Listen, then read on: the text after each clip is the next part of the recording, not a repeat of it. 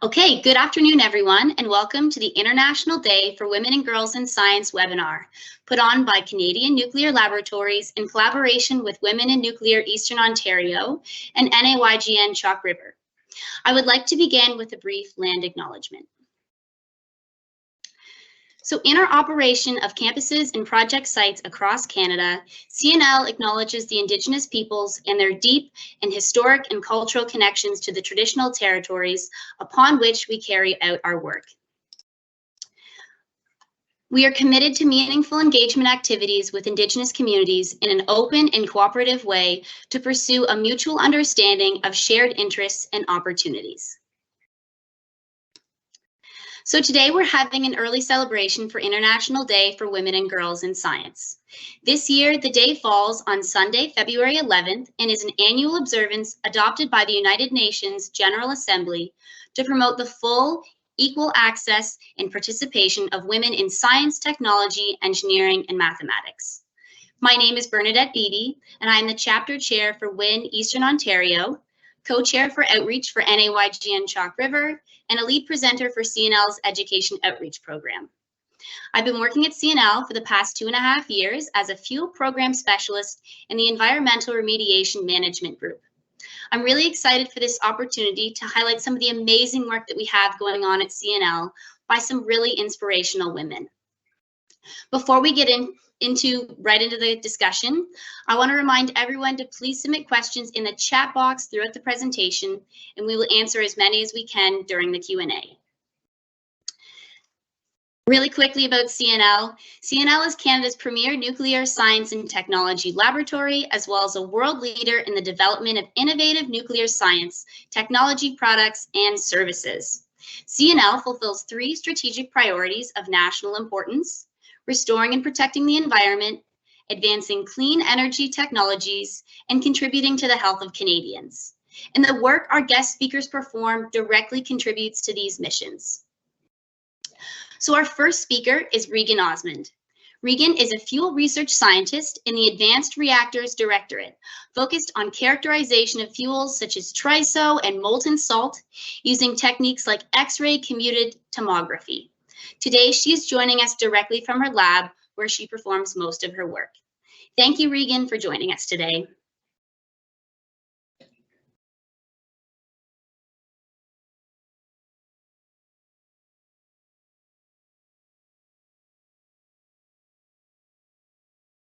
All right. Hi, everyone. Thanks so much for joining. So today, like Bernadette mentioned, I'm here in my lab at CNL. But before I get into all the cool stuff I kind of do in my lab, I'll briefly touch on how I got here. So I did a diploma in mechanical engineering technology at BCIT, and I was in an interesting program where if you continue on for a few more years, you can also get a mechanical engineering bachelor's degree. And during my time there, I was able to do lots of cool hands-on stuff, like try different manufacturing techniques like welding, sand casting, and stuff in the machine shop. I also got the chance to build cool materials like carbon fiber epoxy composites. Because of all those different experiences, and also because I did some courses and doing some clubs related to clean energy, sustainability, and nuclear power, I wanted to continue on my studies to do more research on materials. So I then did a master's in mechanical engineering at UBC. My work actually focused on optimizing and developing treatments for bio-based / natural materials. So one of the materials I was working on was bamboo, interestingly enough. So there are these little microchannels that go throughout the whole length of the bamboo, and I was trying to fill them with a plastic to reinforce them so they'd be stronger for being used in different building applications. And after I tried to fill these holes, I would then do a bunch of different processes to see how well it went. So I would break the samples, see how strong they were. I would also use an interesting technique called X-ray CT to look inside of the samples without having to cut them open to see if the channels were filled or not. So you can see on this image here, I'll explain it a little bit more in a few slides, but essentially there's a crack in the top left corner that I was able to find using the technique. And then there's also the little holes there. The holes that are white are actually filled with the plastic, and then the black holes, there's no plastic in it. So I use this technique to kind of iterate on my process and figure out how I can improve it.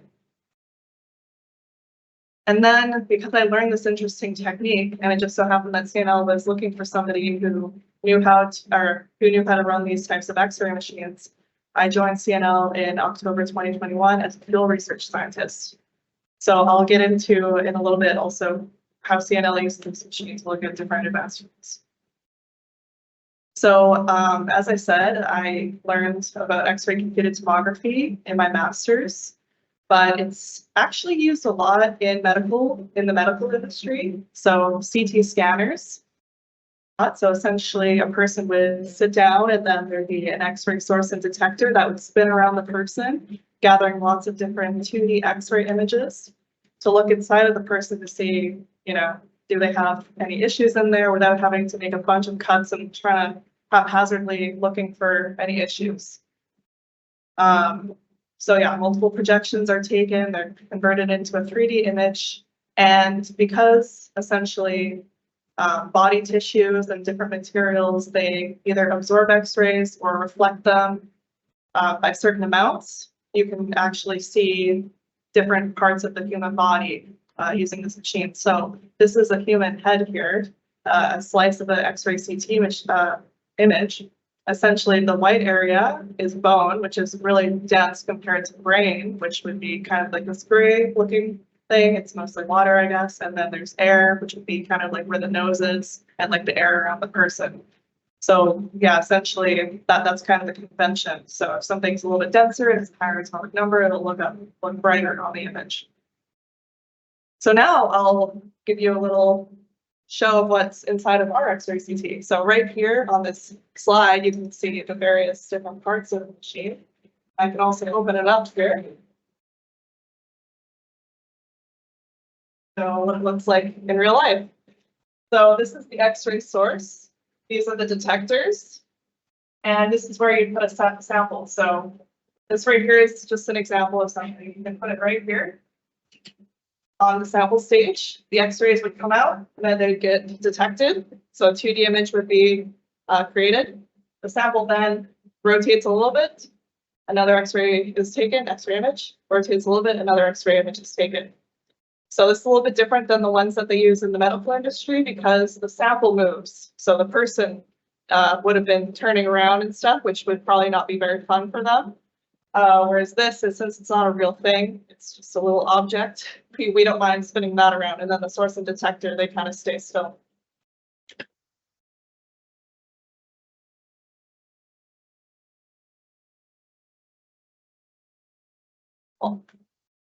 So now I'll get into some of the, I guess, different samples I've looked at in the past year or a couple of years I've been here. So first, I have this piece of graphite here. Just gonna grab the glove.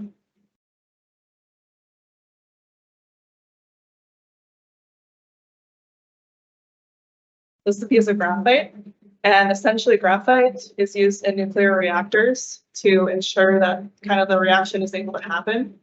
Because basically, if the neutrons that are inside of a reactor are going way too fast, they won't even interact with nuclei sometimes, so the reaction won't really stay going in a chain reaction.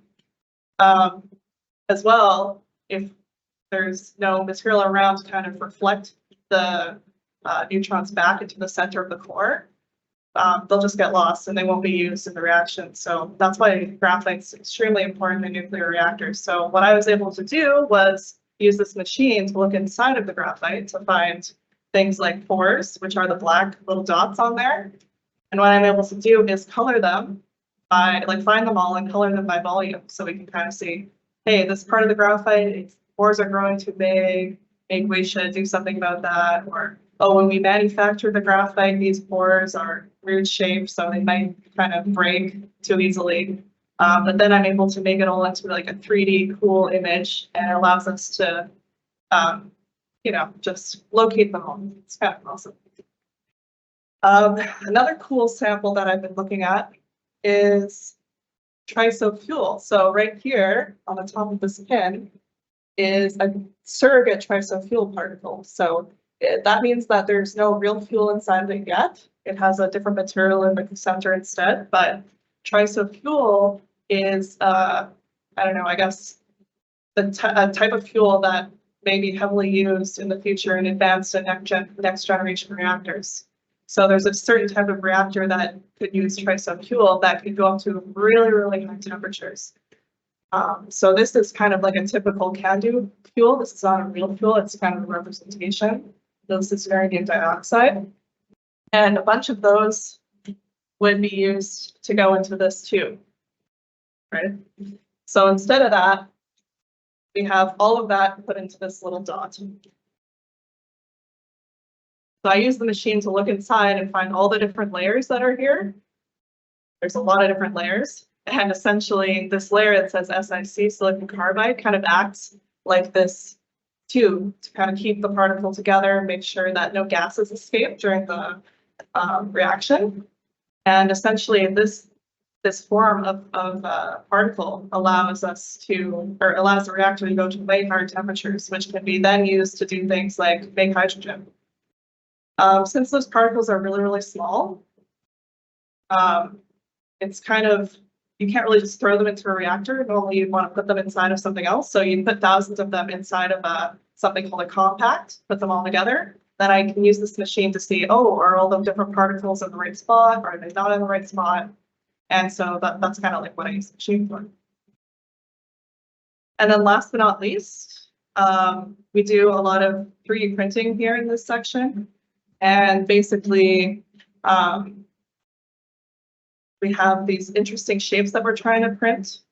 So like this. And the reason why you'd want to use 3D printing instead of a conventional type of manufacturing process is because you can't really make this in any other way. So it has a spiral in it. This is not real fuel, but it's something called zirconia. And basically, I use this machine to look inside of these different 3D printed parts to find things like cracks, print patterns, say, hey, I think maybe you're heating it up too high. That's why it's cracking, or maybe this is happening. And I just have an example of a cool shape right here. This is actually made from uranium dioxide powder, as you can see. So basically, the point of trying to do all this would be to create like optimal shapes for inside of reactors. So maybe putting pockets in it so that it will cool down faster and stuff like that. Anyway, those are just some examples of some cool samples that I look at here in the Advanced Fuels and Reactor Physics branch. Back to you, Bernadette.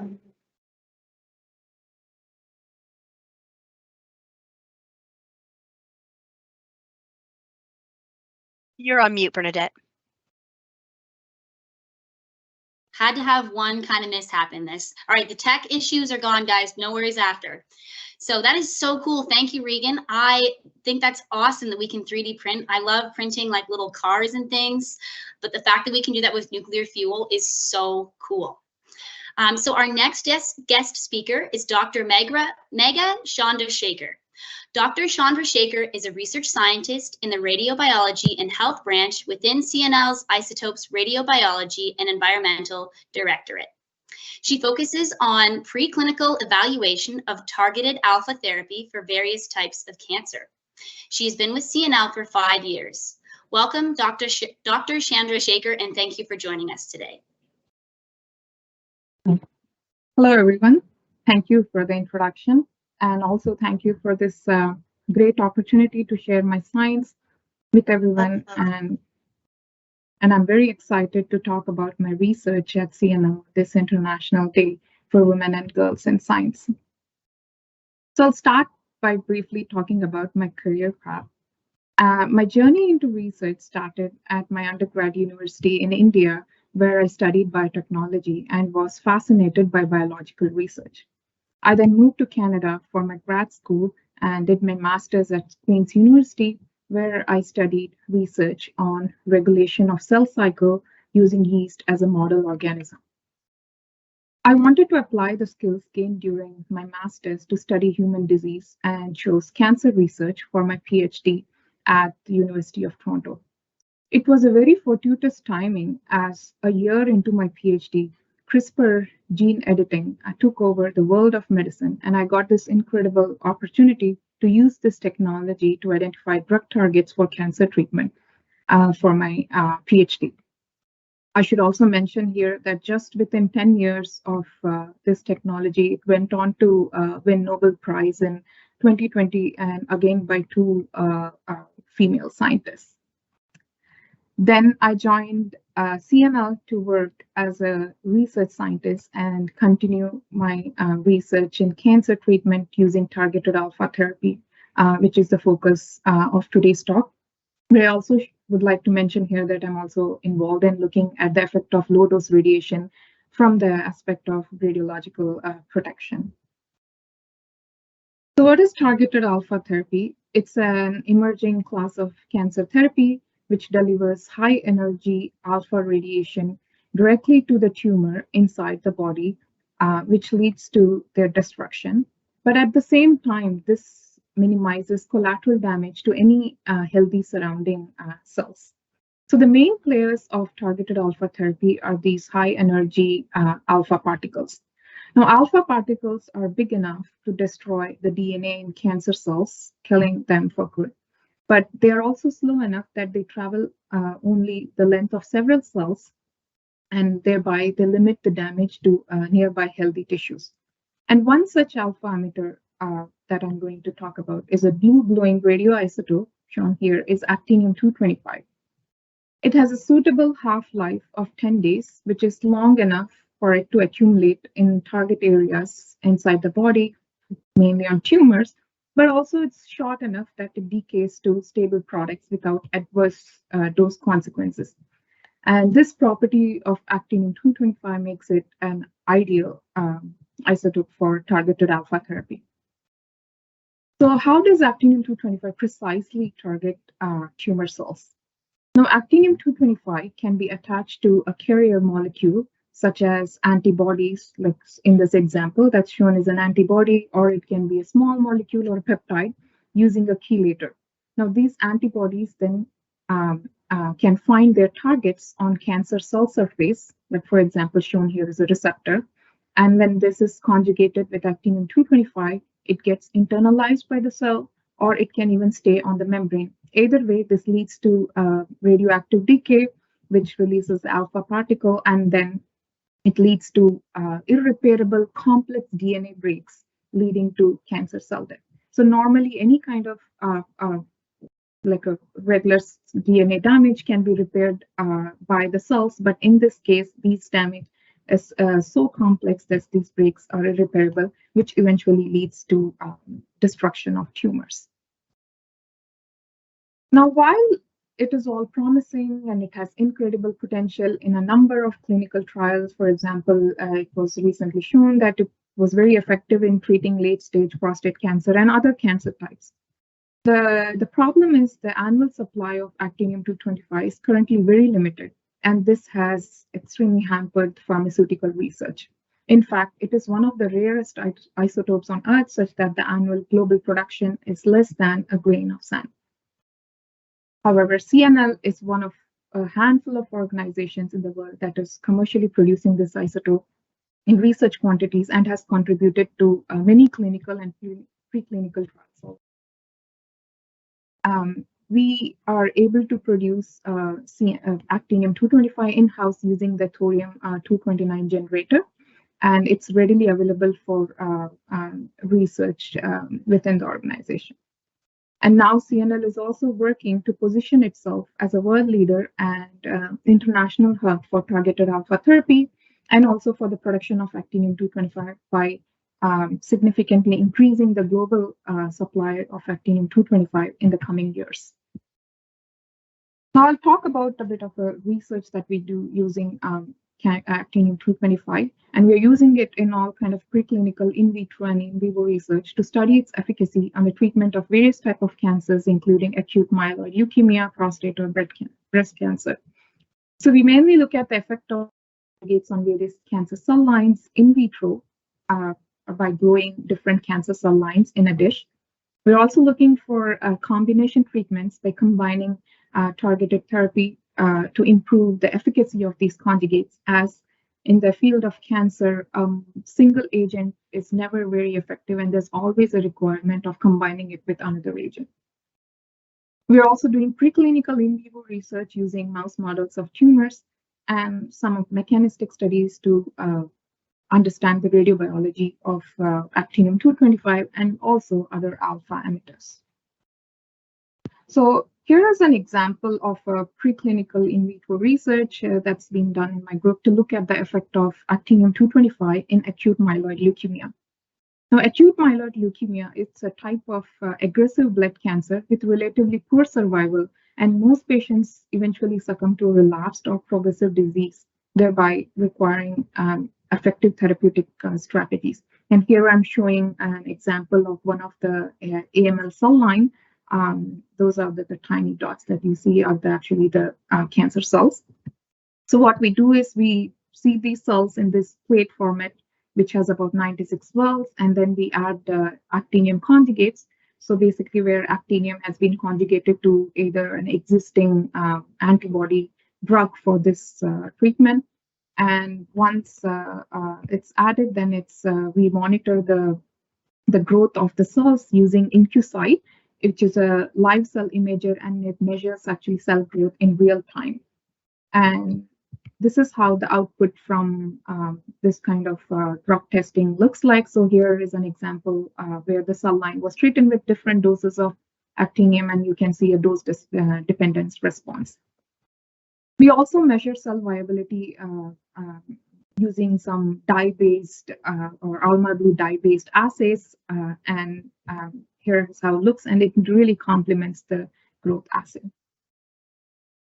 And we are also, as I mentioned, doing preclinical in vivo research using these actinium conjugates. And one of the example is with breast cancer. So in here, human breast cancer tumors were established in immunodeficient mice, and then they were injected with a breast cancer antibody conjugated with actinium-225.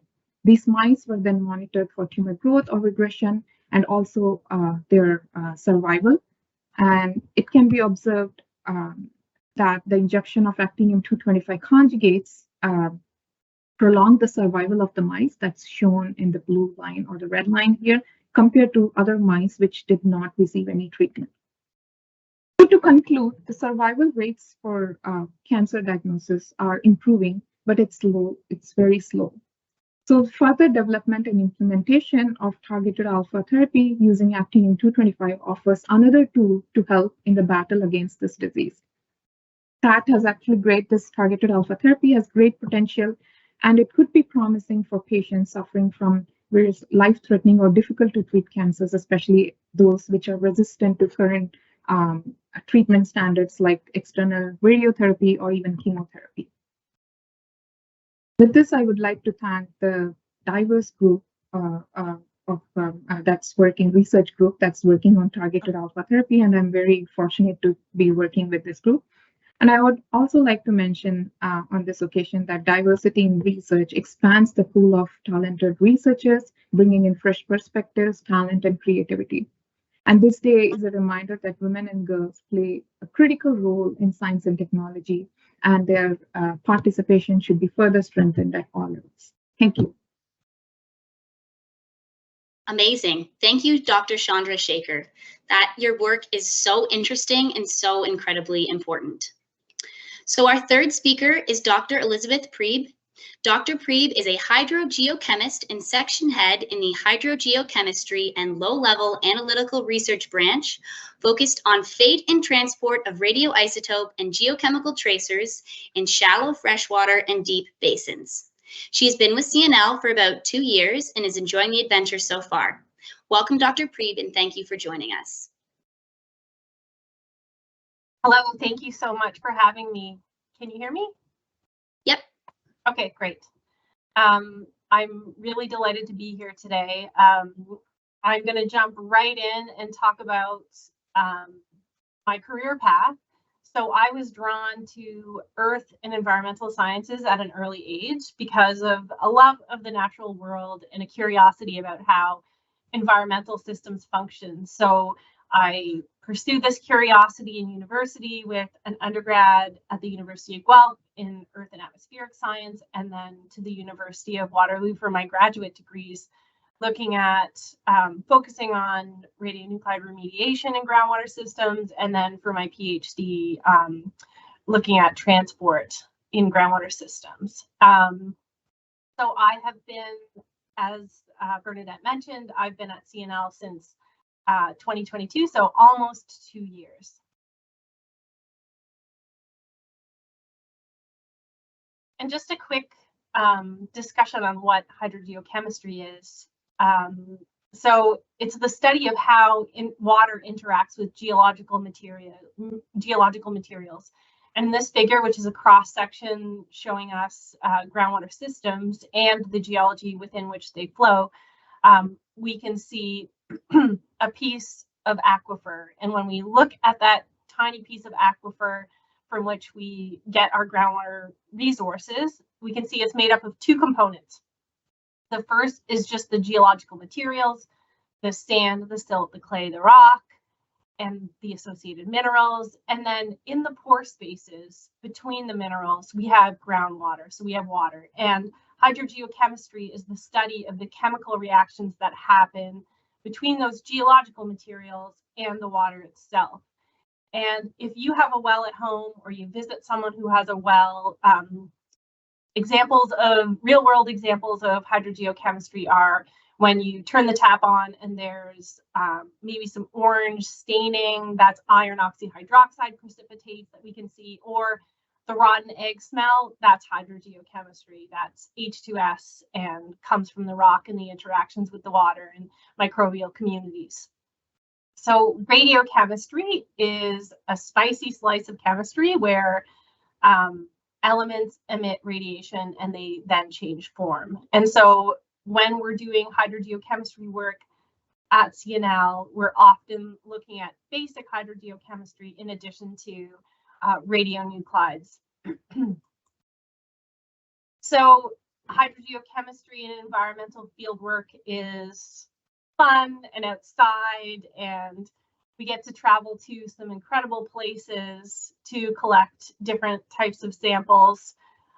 Here are just a few photos of us taking groundwater samples on the left, water samples, and we're also involved in some work collecting biota and characterizing tritium baseline on the west coast of Canada, and in addition, doing some work in the Arctic. So we design field programs in key areas to answer specific research questions, and we make sure that we have the sampling density and the type of samples required to answer those research questions. So once we're done in the field and we send all of our samples for analysis, the most fun part, in my opinion, is the interpreting data and solving research problems part. This is where you get to sit down and have a look at everything and start to piece it together to answer those initial research questions that you posed. So for us, that looks often at, we're looking at large spatial data sets of chemistry and understanding how that all fits together. And then our aim is always to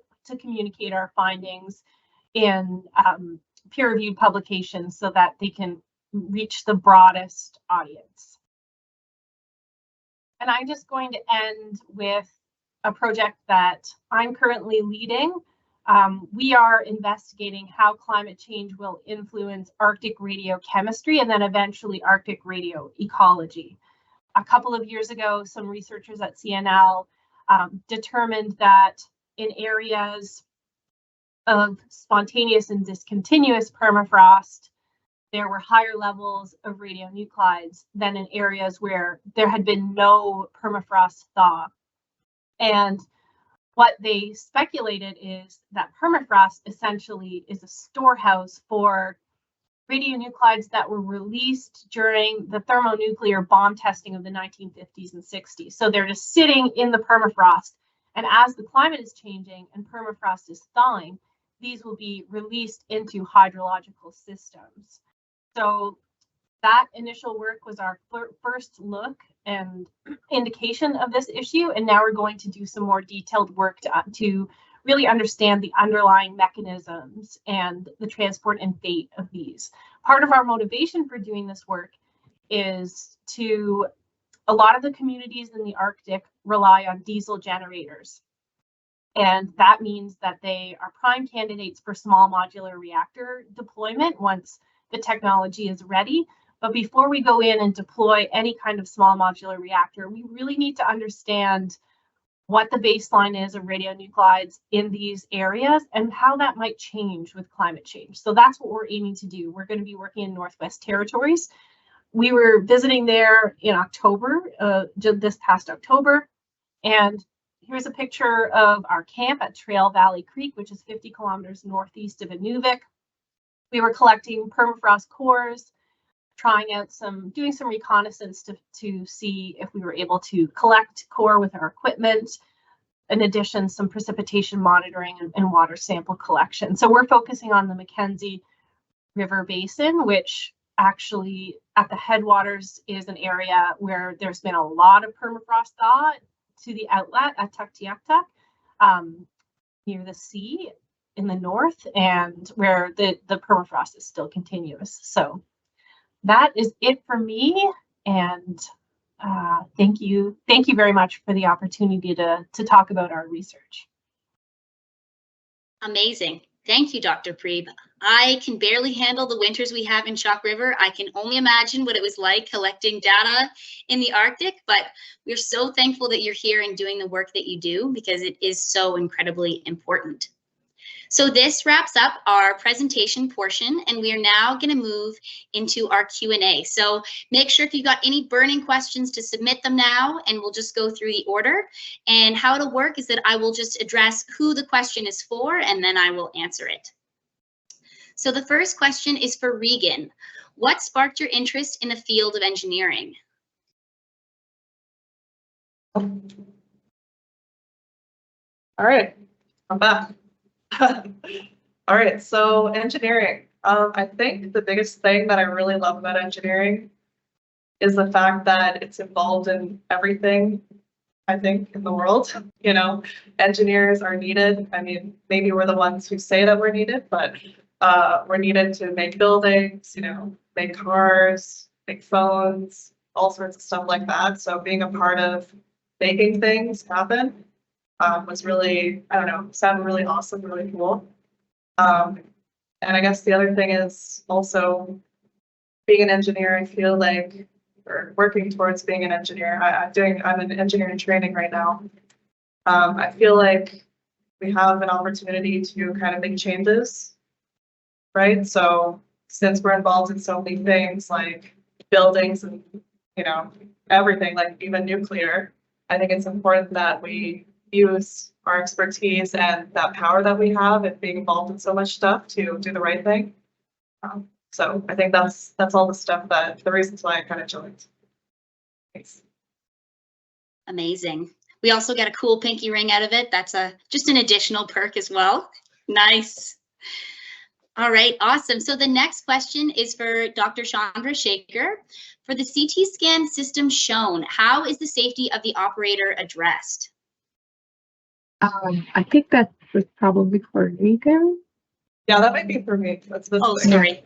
That's okay. Okay, so basically these doors right here are very heavy. That's why I have to do it really slowly, but they're fully leaded, basically. And I don't know if you can see it down here, but there's interlock. So basically, if these there's little metal pieces that if they come out of the slots that are here, it turns off the x-rays fully. So we do a lot of checks all the time to make sure that there's no x-rays leaking from the system, but it was designed very carefully to make sure that that would never happen. We do check it very often, and yeah, just making sure that we're aware of what's going on and operating things safely. And yeah, that's that. Thanks for the question. Awesome. Next one, this one is for Dr. Chandra Shaker. So would production of actinium be able to be scaled up to create a world supply if this passes clinical trials?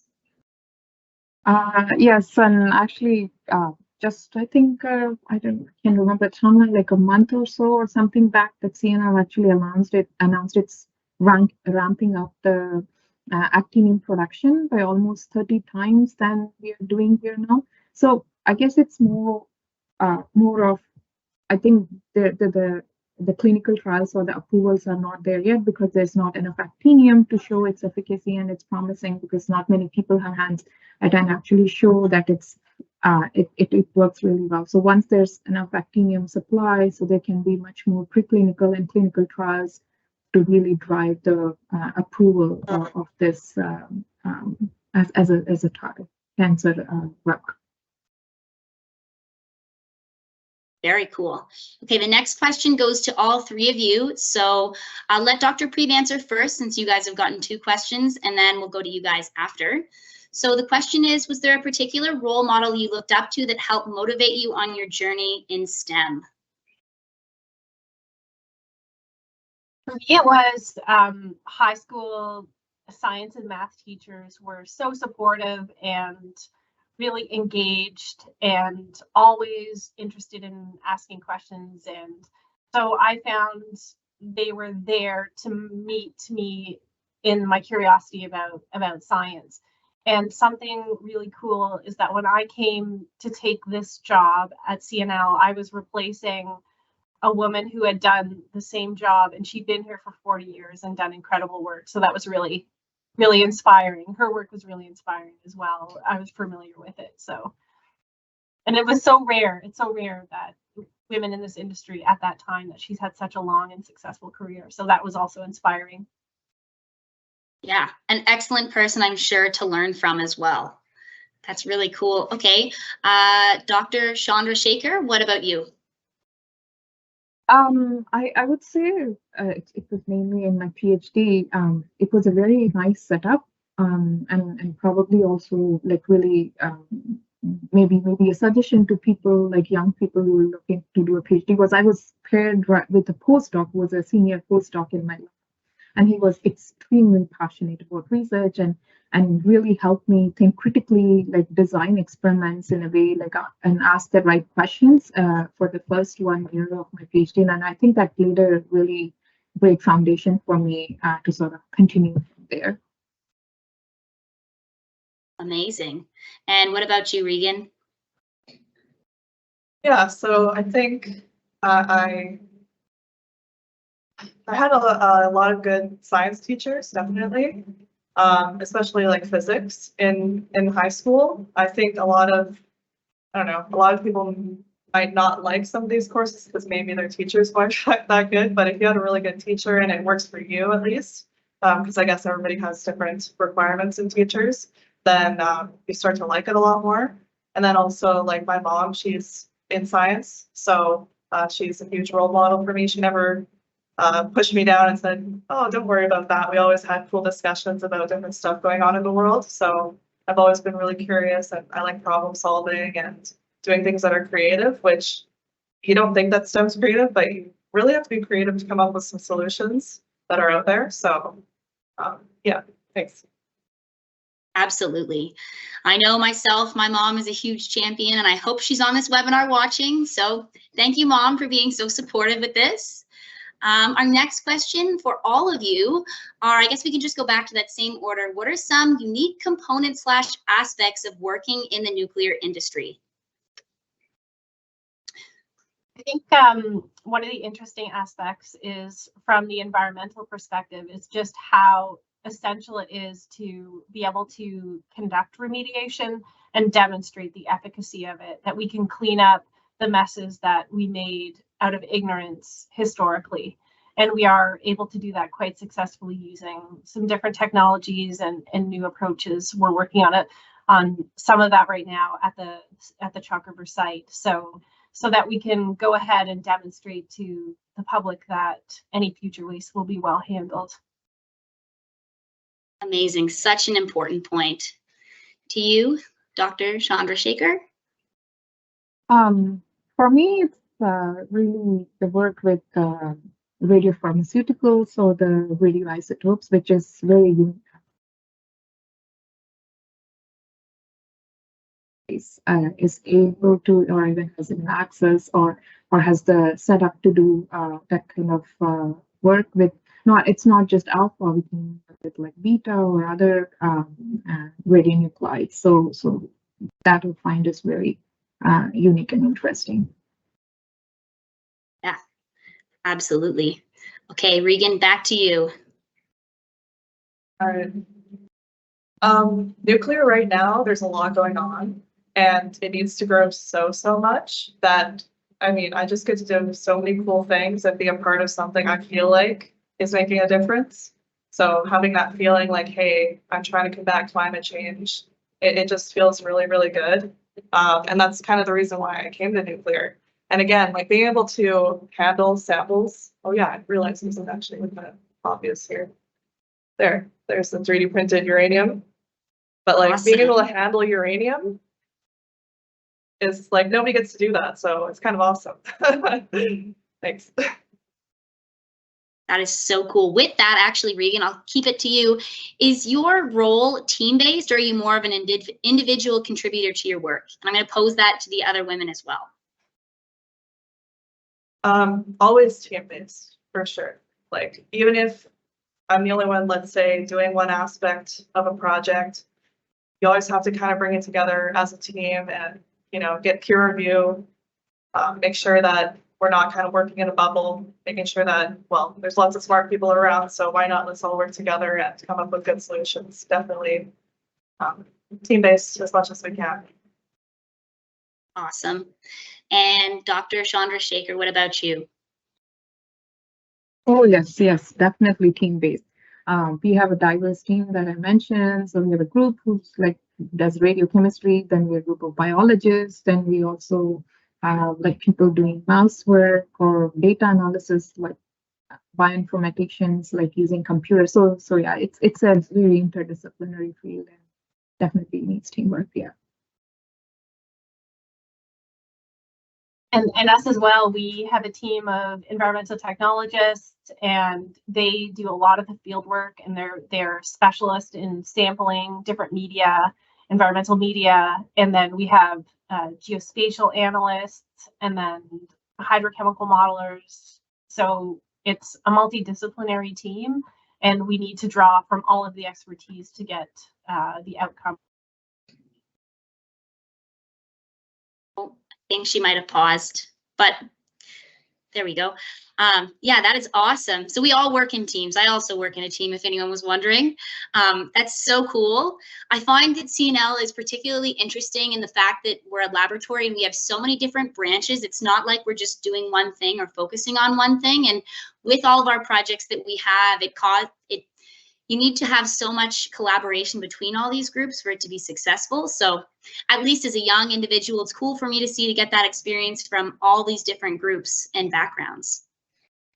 Okay, the next question is, why should anyone/everyone get into a career in science?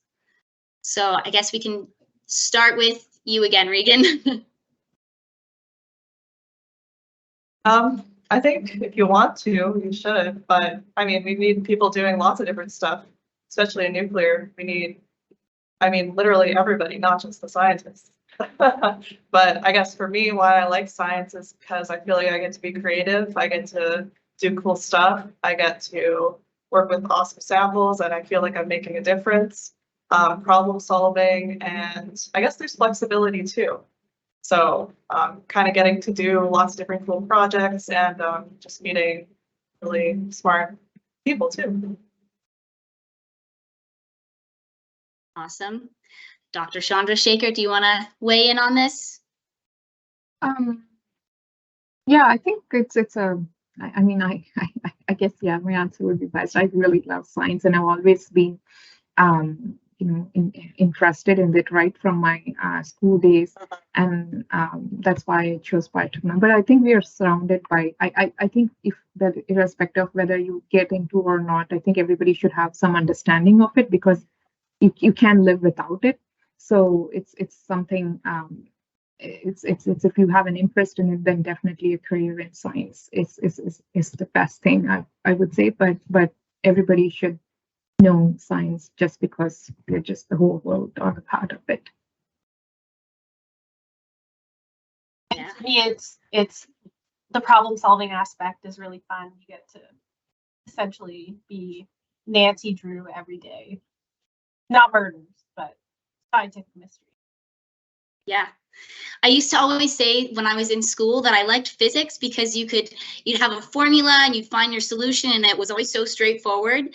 And then you get into the real world of anything in engineering and science and you're like, oh, there may be a formula, but there's so many assumptions we made to make that, and that may change, and this may affect this. And you end up realizing that it's so much more complex than we thought, but it's even more exciting to actually figure out all those problems. So that's awesome.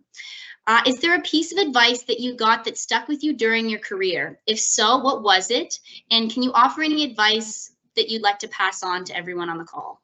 We'll go back to you, Regan. I think we'll just cycle through the three of us for all the general questions. Gosh, that's my career for 2.5 years so far. I mean, I've definitely learned a lot. I think it's maybe one thing is like trust yourself, right? So like if you feel a certain way about something and you know you have the right kind of feeling about it, and then you go through the motions and you go through the logic, you think, okay, I don't know why I'm feeling a little bit nervous about this. Actually, all the logic does make sense. Just kind of trusting yourself a little bit more, especially when you know you're like a good person and you have good ideas. And another one is just to make sure that, like, I mean, working with people is very important. So don't just try to do everything on your own. Like, other people are there because it's good to get advice from other people. It's good to learn. It's good to work together.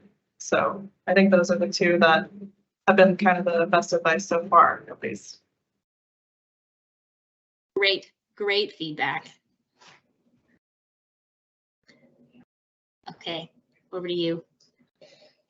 I think it's for me it's like perseverance, because nothing really things don't just work the very first time, and you have to really be patient and ask the right questions to kind of keep not giving up on your research questions, and which eventually leads to success or to answers to what you are looking for.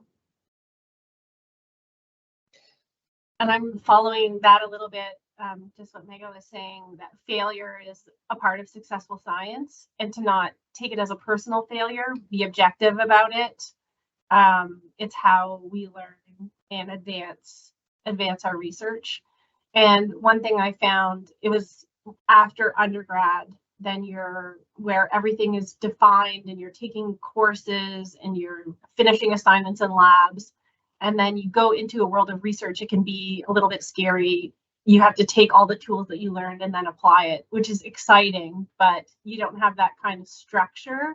You're sort of free to explore, which can be exciting and scary, but that's where it's okay to fail. It's okay to ask questions, and you'll achieve greatness if you have the confidence to be able to do that. And it'll be definitely more fun. Amazing. Very, very good, wise words. Why did you want to work at CNL? Yeah, go ahead, Regan. Well, I wanted to be involved in nuclear and trying to help get more nuclear power in Canada to reach net zero. I also really like research and being on the side of enabling future reactors that have not even been built or have only been built like a really long time ago, and kind of updating them and stuff like that. And working with fuel, being a fuel research scientist, like it just feels very awesome to say that. I don't feel like a lot of people can say that in the world, really. And so I just feel really lucky. And like the reason I'm still at CNL is because I mean, I feel like I have a lot of fun. I get to see stuff that nobody else gets to see, and I feel like I'm making a difference in helping reactors in the future come online sooner rather than later. Amazing. Bring us to that net zero, hopefully in the future. Hopefully. I think, yeah, as I mentioned before, for me, it's the working with the targeted therapy, and that was a very unique area of cancer research. And it's only a very few places that you can get to work with that because of the facilities and also, as I mentioned, the availability of actinium-225, which we are very fortunate to actually have in-house. Awesome. For me, I love hydrogeochemistry, and I've worked in the industry for 20 years, but to work on the radiochemistry side and the environmental radiochemistry side is really exciting. Just academically interesting, but also supporting the nuclear industry as well, which the environmental piece does too. So, yeah. Awesome. Okay, last question that's been submitted so far. So we still have 9 minutes left. If you have any more burning questions, feel free to submit them. So Regan, if you were to tell your younger teen self one thing, what would it be? Oh gosh. Maybe like, it's okay. It's okay. Relax. You're doing good. That's really it. Like, I feel like sometimes teenagers can be very stressed out about things that, like, me right now, I'd be like, oh, why was I so worried about that? Oh my gosh. I'm worried about this other stuff, but whatever. And maybe in like 10 more years and 20 more years, I'll look back to now and be like, what were you stressed about? But probably just that. It's probably a thing that every year I should just look back and be like, it's okay. That's that. Thanks. Great answer. What about you, Mega? I don't know. Yeah, I guess, yeah. Yeah, looking back, I would also say, yeah, you were really good, and and then would probably be like persevere and be more patient, which you kind of developed over years, I guess. So yeah, I don't know. It's a little hard to imagine myself back there right now, but yeah, but it's I would say if there were any suggestion to be always keep going and do what interests you the most. Awesome. And I would just reiterate what they both said, like, just keep going. It's okay. Things that feel really big right now aren't so big in a different perspective. Awesome.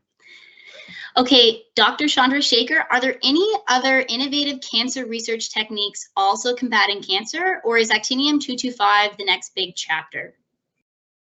Oh yeah, there are many other like cancer treatment, which are, for example, just a few years back, immunotherapy. Cancer immunotherapy was one of the biggest breakthrough in cancer, and it's such that it's, along with chemotherapy and radiation therapy, it's actually one of the standard of care in certain types of cancer, for example, lung cancer and melanoma or skin cancer.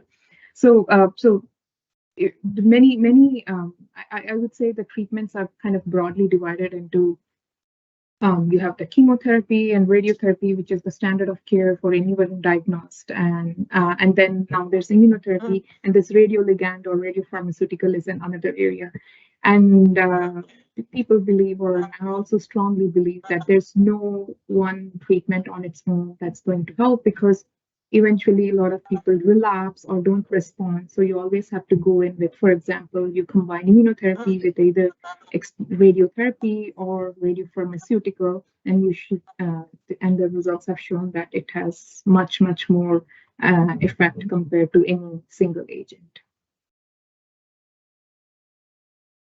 Amazing. Okay, we did get one more question.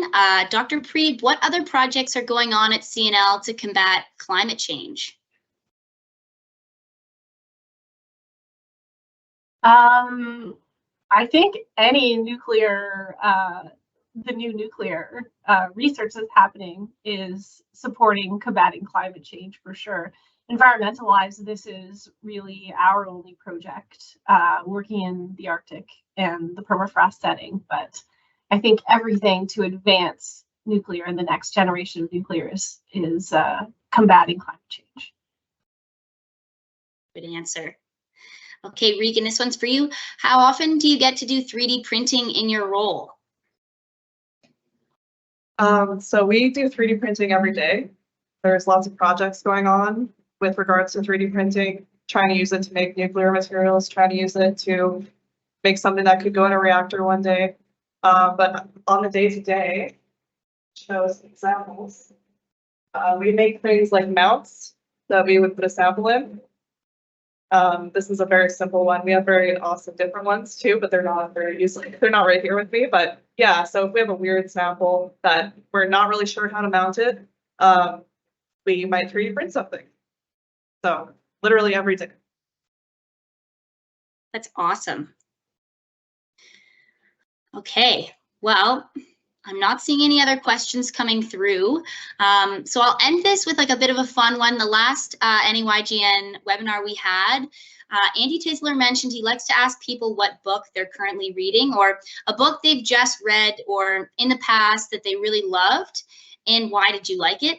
I'll start. If there's any girls that are really onto sci-fi, I just started the new Crescent City book.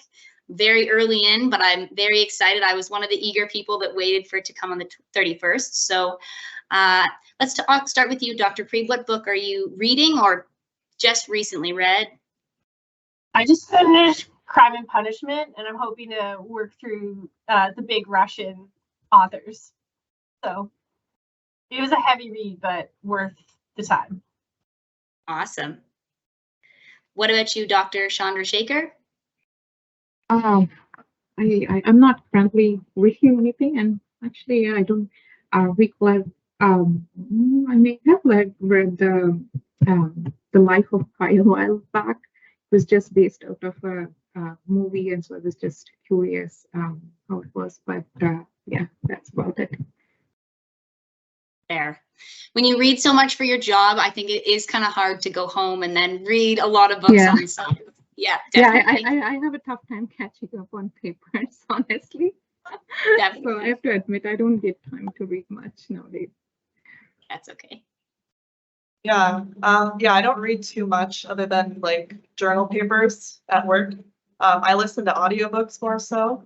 And honestly, I listen to a lot of like thriller mysteries. So the titles kind of, I don't remember them because I just, they're all kind of similar, put it that way. Yep. So yeah, just those. And maybe sometimes comic books. Very nice. But yeah, just to fall asleep or something. Just to relax. Yeah. Awesome. Well, thank you so much, the three of you, for joining me. This has been so incredibly inspiring.